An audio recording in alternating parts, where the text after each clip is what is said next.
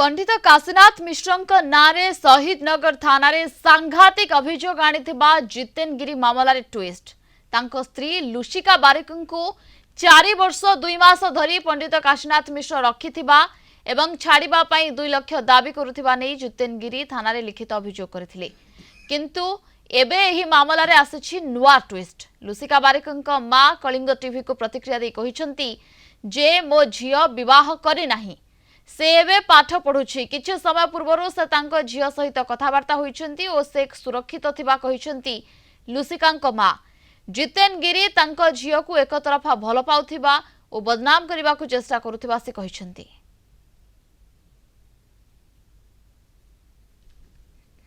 मोर झियो निखोज नाई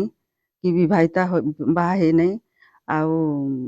अध घंटे भितर मु कथा हैतिली ए जितेन गिरी बोली पिलाटा सी एक तरफरिया भल पाउचे बोलकर मो स्त्री बोली सी जो एफआईआर देउची मीडिया वाला सामना एटा सब मिछ कथा आ मु अध घंटे हला मो झियो सहित कथा हैतिली मो झियो सुरक्षित रे अछि